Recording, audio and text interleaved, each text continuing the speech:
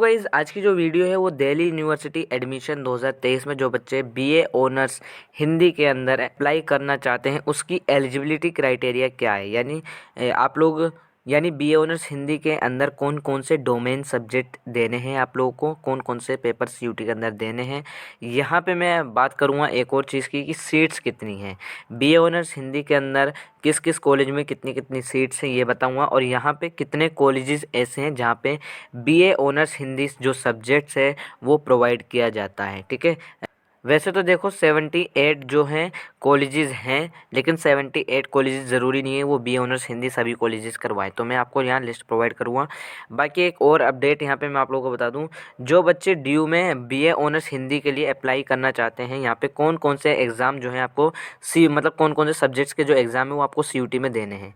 काफ़ी स्टूडेंट्स क्या करते हैं, सीयूटी में गलत एग्ज़ाम देकर आ जाते हैं, फिर जब वो ड्यू में अप्लाई करते हैं, ड्यू में जब अप्लाई करेंगे, मैं फॉर एग्जांपल मान लेता हूँ रिजल्ट आपका जून में आएगा, जुलाई में आप ड्यू के लिए अप्लाई करते हो, तब यहाँ पे आपका ड्यू जो है एडमिशन रिजेक्ट कर देता है। ये चीज़ ध्यान रखो। मैं अभी आप लोगों को पूरा प्रोसीजर बताता हूँ, यहाँ पे समझाता हूँ अच्छे से। यहाँ पे इन्होंने बेसिकली ये पॉइंट, इस पॉइंट में लिखा हुआ है कैंडिडेट जो भी आप हैं, आप कैंडिडेट ही हैं, ठीक है। तो जो कैंडिडेट है वो कम से कम एक लैंग्वेज देगा यहाँ पे। और दूसरी चीज़ यहाँ लिखी है, जो भी लैंग्वेज आप लोग चूज़ करोगे वो आप क्लास 12 में पढ़ा होना चाहिए वो सब्जेक्ट आपका। फॉर एग्जांपल आपने हिंदी दिया क्लास 12 में, तो वो सब्जेक्ट आपका पढ़ा होना चाहिए। सीयूटी के अंदर आपने इंग्लिश सब्जेक्ट दिया, इंग्लिश सब्जेक्ट आपके क्लास 12 में होना चाहिए। फॉर एग्जाम्पल आपने सीयूटी के अंदर स्पेनिश लैंग्वेज दे दी, सीयूटी के अंदर स्पेनिश लैंग्वेज दे दी, तो स्पेनिश लैंग्वेज आपके पास क्लास 12 में होना कंपलसरी है। अदरवाइज देखो एनटीए तो यहाँ कुछ नहीं बोलेगा, एनटीए तो कह रहा है कि यहाँ आप 10 एग्ज़ाम दे दो, हमें कोई मतलब नहीं है। एनटीए तो भाई यही कह रहा है, आप लोग एग्ज़ाम दे दो, एनटीए आपको रोकेगा भी नहीं, और आप लोग एग्ज़ाम भी दे दोगे, रिजल्ट भी आ जाएगा। लेकिन जब आप ड्यू के पोर्टल पर अप्लाई करोगे, जब यहाँ पे सीट आप लोगों को अलॉट की जाती है यूनिवर्सिटी की तरफ से, तब आपका सब्जेक्ट मैपिंग क्राइटेरिया देखा जाता है, जिसमें ये देखा जाता है कि आपके पास वो सब्जेक्ट क्लास 12 में था या नहीं था, तो आपका एडमिशन रिजेक्ट हो जाएगा, कैंसिल हो जाएगा। फिर आपकी जो 3 से 4 महीने की जो प्रोसीजर है, जितने आपने मेहनत करी, फिर आपको मेहनत का कोई फ़ायदा नहीं मिलेगा। इस वजह से मैं कह रहा हूँ थोड़ा समझ लो प्रोसीजर को। दूसरी चीज़ यहाँ पे, दूसरा पॉइंट यहाँ पे इन्होंने ये लिखा है इस पॉइंट में कि यहाँ पे लिखा for admission to university of Delhi it is mandatory for the candidate to appear in CUT UG 2023 in दो सब्जेक्ट इन विच शी या he is appearing pass the class 12।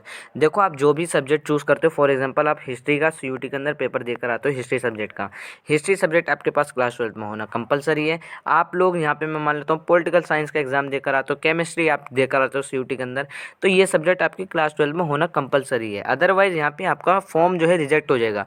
यहाँ पे आपका सीयूटी का फॉर्म रिजेक्ट नहीं होगा। सीयूटी में आप कितने भी पेपर दे लो, आप 10 एग्ज़ाम दे सकते हो। एनटीए कहता है आप मैक्सिमम जो है 10 एग्ज़ाम दे सकते हो। एनटीए आपको एग्ज़ाम देने से नहीं रोकेगा, एनटीए का काम है सिर्फ एग्ज़ाम कंडक्ट करवाना, ठीक है।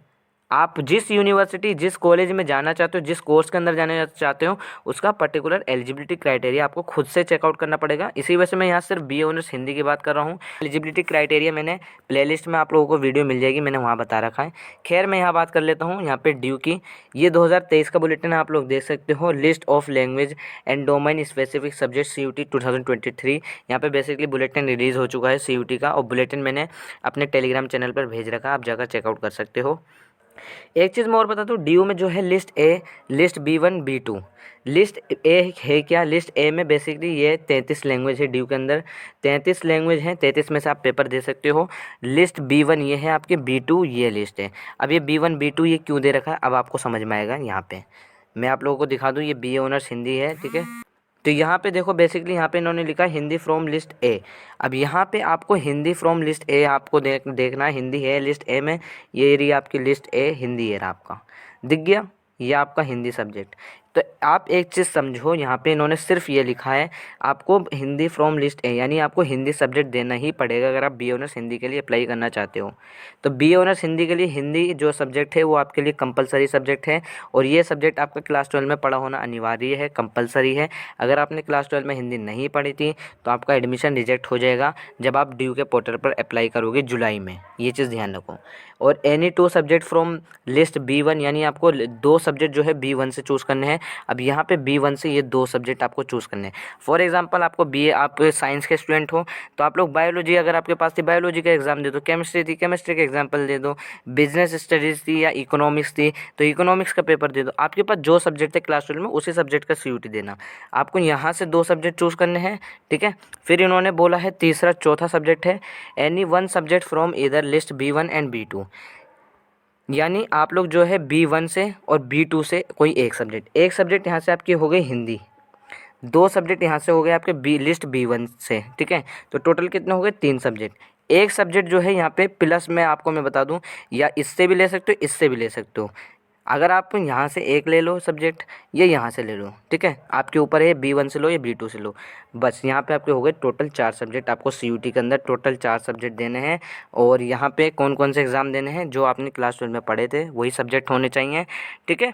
तो टोटल आपके पास 4 सब्जेक्ट, आपको 4 सब्जेक्ट CUT के अंदर देने हैं। आप लोग BA ऑनर्स हिंदी के लिए अप्लाई कर दोगे, आप लोग एलिजिबल हो, ठीक है। अब मैं यहाँ बता देता हूँ कौन कौन से कॉलेज है जहाँ पे BA ऑनर्स हिंदी करवाई जाती है। तो टोटल यहाँ पे मैं आप लोगों को बता दूँ 48 कॉलेजेस हैं जहाँ पे करवाया जाता है। यहाँ पे इन्होंने लिखा Aryabhata college, Atmaram Sanatan Dharma college, Bharati college, Bhagini Nivedita college, college of vocational studies Daulat Ram women college. W का मतलब मैं बता दूँ वुमेन होता है, ठीक है।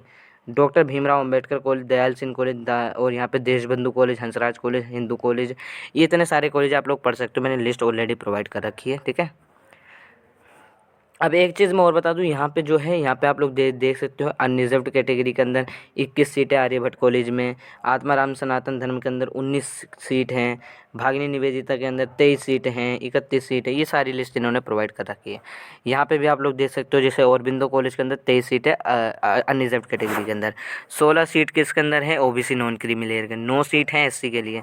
तो यहाँ सीटें भी बाकायदा प्रोवाइड कर रखी हैं, ठीक है।